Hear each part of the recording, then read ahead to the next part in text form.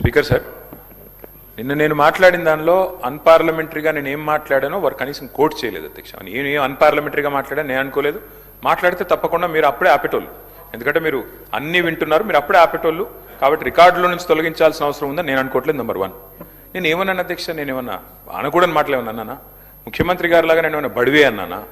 బలిదేవత అన్నానా? ఏమన్నా సార్? నేనేమనలే అధ్యక్ష. ముఖ్యమంత్రి గారు అన్నది నేను చెప్తున్నా అంతే. ముఖ్యమంత్రి గారు అన్నారు, నేననలే.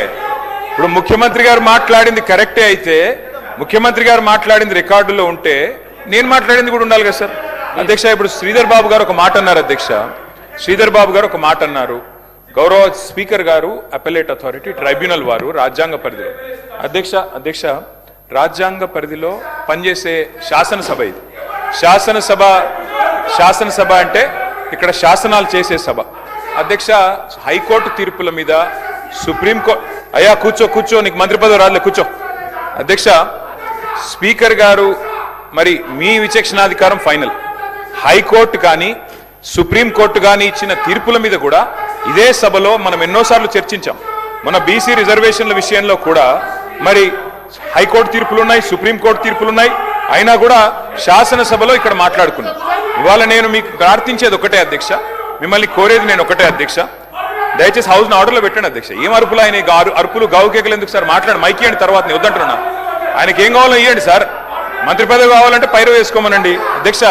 నేను తమరిని ప్రార్థించేది ఒకటే అధ్యక్ష, మీరు ఆల్రెడీ నిర్ణయం తీసుకున్నారు అనర్హత పిటిషన్ల విషయంలో.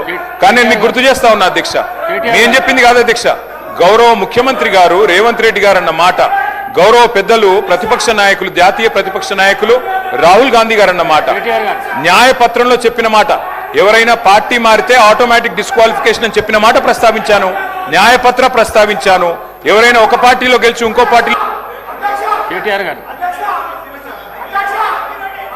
మీరు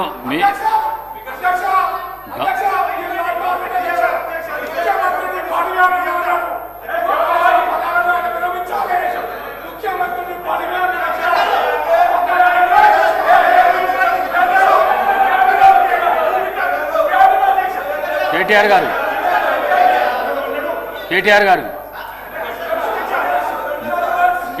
వినండి. మీకు అవకాశం ఇచ్చినా కదా, వినండి. నేను మాట్లాడతా వినండి.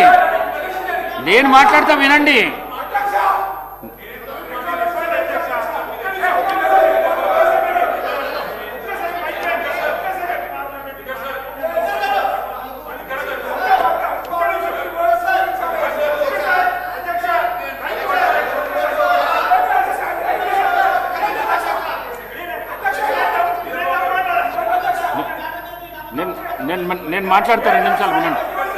నేను మాట్లాడతా 2 నిమిషాలు వినండి. 2 నిమిషాలు వినండి. 2 నిమిషాలు ప్లీజ్. మీరు కూడా కూర్చోండి ప్లీజ్. గౌరవ మంత్రి గారు సభ్యులకు సూచన మాత్రమే చేశారు, ఎవరిని ఉద్దేశించి కాదు.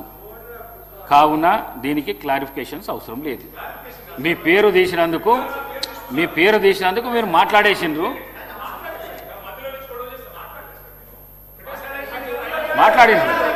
మీరు వారి పేరు తీసినందుకు మాట్లాడేసిండ్రు. పల్లా రాజేశ్వర రెడ్డి గారు లేదండి ప్లీజ్ దీన్ని ఎక్కువ పొడిగించకండి ప్లీజ్.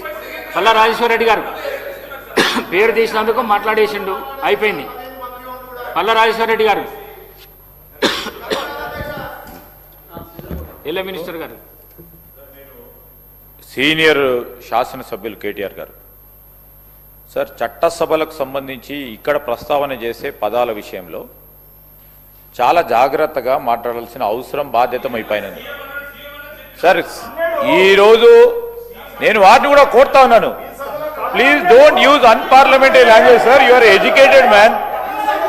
ఈరోజు ఖచ్చితంగా మీరు ఆ రికార్డ్స్ నుంచి తొలగించాలి అధ్యక్ష. వారు ఏ విధంగా మాట్లాడినా, ఏ సందర్భంలో మాట్లాడినా, ఏ సందర్భాల్లో ఆ ప్రస్తావన తీసుకొచ్చినా సరికాదని నేను చెప్తా ఉన్నాను. ప్లీజ్ సార్, ఈరోజు ఆ రికార్డ్స్ నుంచి తొలగించాలని కోరుతా ఉన్నాం అధ్యక్ష. ఎందుకంటే బయట ఎన్నో పదాలు వారు మాట్లాడినరు, అవన్నీ ప్రస్తావన చేస్తే ఏముంటుంది అధ్యక్ష? మీరు కూడా అడ్డగోలుగా మాట్లాడినరు, బయట మీరు అడ్డగోలుగా మాట్లాడినరు. అవన్నీ ప్రస్తావన చేయడానికి కాదు ఈ సభ ఉన్నది. ఈ రోజు మేము చెప్తా ఉన్నాం, ఆ సందర్భంలో కూడా మా సభ్యులందరూ కూడా మేము మాతో పాటు అందరూ కూడా ఈరోజు ఖచ్చితంగా దాన్ని వారు మాట్లాడిన దానికి అమ్మ మర్యాదపూర్వకంగా లేదు అధ్యక్ష. నేను కోరుతా ఉన్నాను, బికాజ్ ఇట్స్ ఏ మన అందరి వైపు చూస్తూ ఉంటారు, మన అందరి వైపు ప్రజలందరూ చూస్తూ ఉన్నారు. చూస్తూ ఉన్నప్పుడు మీ వైపు కూడా చూస్తూ ఉన్నారు. మీరు మాట్లాడే సందర్భం ఏ విధంగా ఉందంటే అన్ననా అన్నట్టు మీరు మాట్లాడే కార్యక్రమం చేయొద్దు, దయచేసి చెప్తా ఉన్నాము. డెఫినెట్లీ ఇట్స్ హైలీ కండెమ్నబుల్ అధ్యక్ష. Please remove from the records. KTR గారు